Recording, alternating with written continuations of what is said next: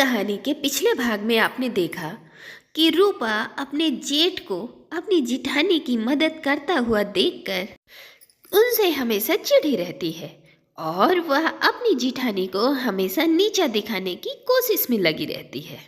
और आखिरकार उसको ये मौका मिल ही जाता है जब उसकी पड़ोसन पुष्पा उसकी सास से मिलने आती है। अरे शकुंतला, कितनी शौक से मैं बहू लेकर आई थी, लेकिन उसने आते ही न जाने मेरे बेटे पर क्या जादू कर दिया कि उसे ही नौकर बना दिया। अरे अब राजीव थोड़ी बहुत मदद रसोई में कर देता था तो मैंने भी मना नहीं किया। मैंने कहा चलो बहू की थोड़ा मदद हो जाएगी, लेकिन अब तो वो धीरे धीरे सारा काम राजीव से ही करवाने लगी है। अरे और मैं क्या कहूँ, यहाँ तक कि दिन भर लेटे लेटे वो टीवी देखती है और मेरा बेटा दिन भर काम करता है और रात में उसके पैरों की मालिश भी करता है। छी छी छी छी, कैसी औरत है कि अपने पति से काम करवाती है। आंटी जी, मैं तो जब से इस घर में आई हूँ राकेश जी ने मजाल है एक चाय का कप भी उठा लिया हो, लेकिन मम्मी जी मुझे डर है कि कहीं अपने घर में भी रागिनी आंटी के जैसा हाल ना हो जाए। अरे हाँ शकुंतला, रूपा बहू बिल्कुल ठीक कह रही है। अरे मैं भी ना अपनी बहू पर बहुत विश्वास करती थी, लेकिन उसने तो मेरे पीठ में ही छुरा भोंका। अरे तू भी जाग जा, थोड़ी नजर रखा कर बहुओं पर। तो इस तरह रूपा ने अपनी सास के मन में अपनी जिठानी के लिए शक का बीज डाल देती है और उसी दिन से शकुंतला अपने बड़े बेटे और बड़ी बहू पर नजर रखने लगती है।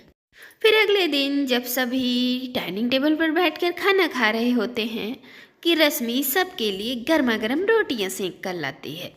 वो जा ही रही होती है कि अचानक से उसके पैर में मोच आ जाती है और वह बैठ जाती है। ओए माँ, मेरा पैर बहुत दर्द हो रहा है।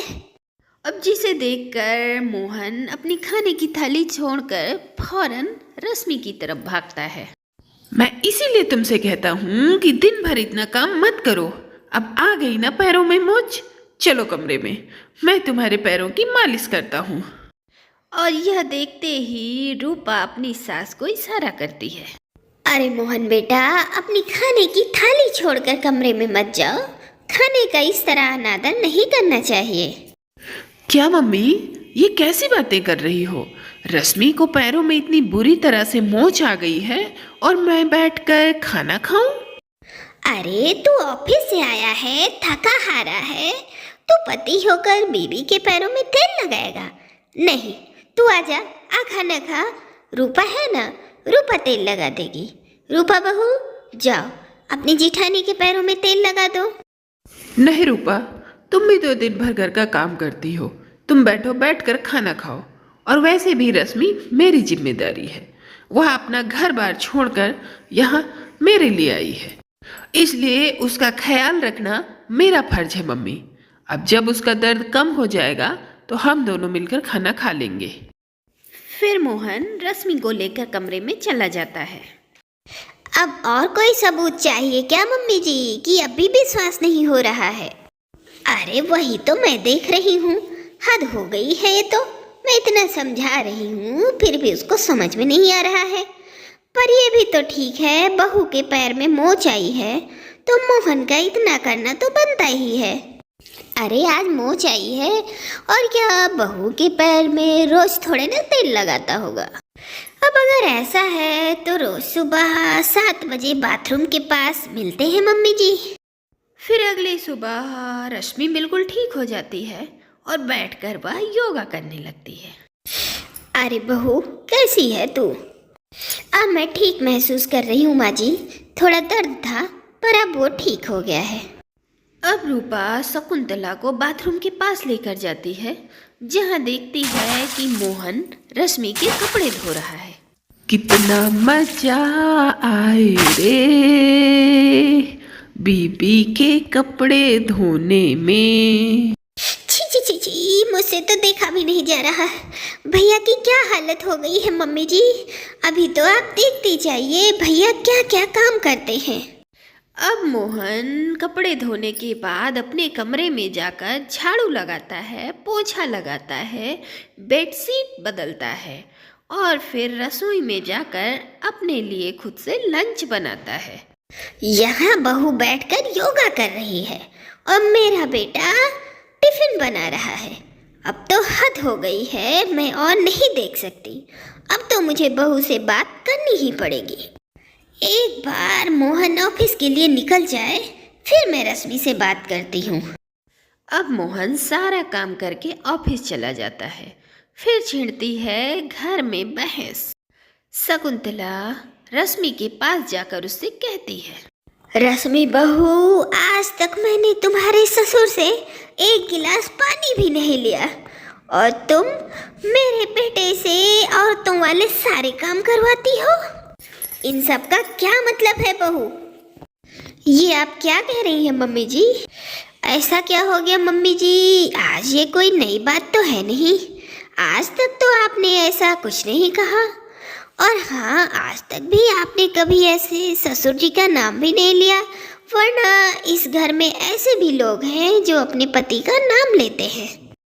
पर ये बात आपको नहीं सूझी।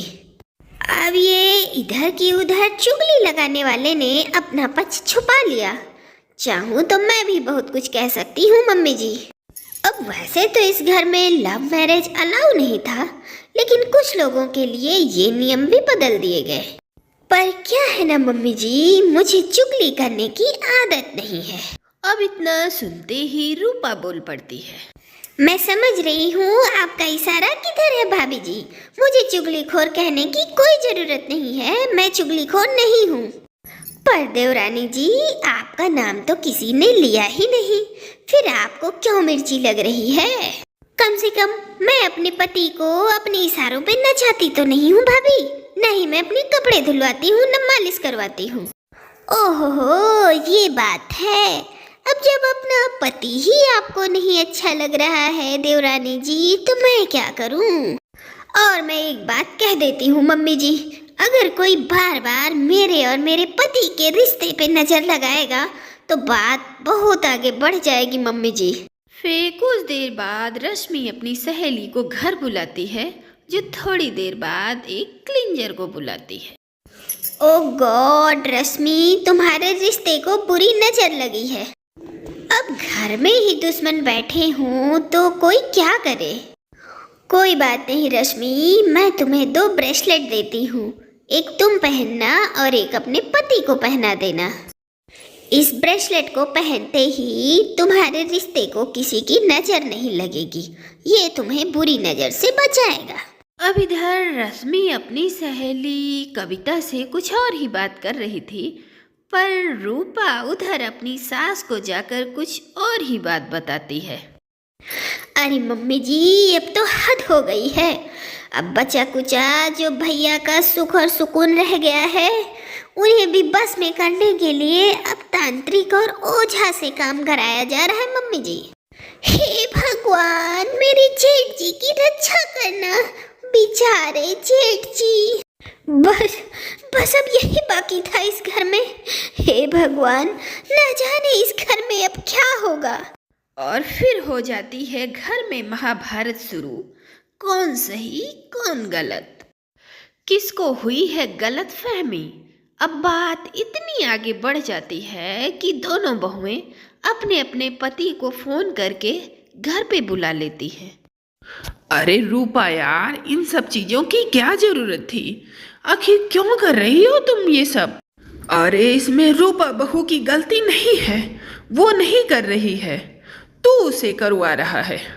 जब औरत को लगने लगता है कि दूसरे के पति अपनी अपनी औरत को बहुत प्यार कर रहे हैं, उनका ख्याल रख रहे हैं, और उसका पति उसकी तरफ ध्यान ही नहीं दे रहा है, उसे कम प्यार दे रहा है, तो जलन की भावना आना तो स्वाभाविक है। क्या अगर रूपा बहू तुझे समय नहीं देती तो तू बर्दाश्त कर पाता कि नहीं कर पाता? अरे अगर तू अपनी बीवी के काम में मदद नहीं कर सकता, उसका ख्याल नहीं रख सकता, उसका ध्यान नहीं रख सकता, तो कम से कम यहाँ आकर इतना लंबा चौड़ा भाषण तो मत दे। अब अपने ससुर की बात सुनकर रूपा फूट फूट कर रोने लगती है। मुझे कुछ नहीं समझ में आया। मैं जलन की भावना में इतनी अंधी हो गई कि ये मैंने क्या कर दिया। मम्मी जी, पापा जी, जिठानी जी, जेठ जी, मुझे माफ कर दीजिए। मैं समझ नहीं पा रही थी। आज तक सबने मेरी कमी निकाली, लेकिन आज जब ससुर जी ने मेरी भावनाओं को समझा तो मुझे समझ में आया कि मैं ये सब क्यों कर रही थी और क्या कर रही थी। इन सब में तो जिठानी जी की कोई गलती ही नहीं थी। इसमें तो सारी की सारी गलती मेरी ही थी। I am sorry. मैं समझ सकता हूँ पापा जी आप क्या कहना चाहते हैं। आई एम सॉरी रूपा। मैं इस घर में तुम्हें बहू बनाकर तो ले आया, पर तुम्हें मैंने पति का प्यार नहीं दिया। मैं अपना पति धर्म अच्छे से नहीं निभा पाया। मुझे माफ कर दो रूपा। अब मैं भैया जितना काम तो नहीं कर सकता, पर मैं उनके जैसा बनने की कोशिश तो कर ही सकता हूँ। और हाँ मम्मी, अब इस घर में रागिनी आंटी के घर जैसा कुछ भी नहीं होने वाला। अब रश्मि और रूपा के समझदार ससुर जी सारी बात संभाल लेते हैं और परिवार में एक बार फिर से खुशहाली आ जाती है।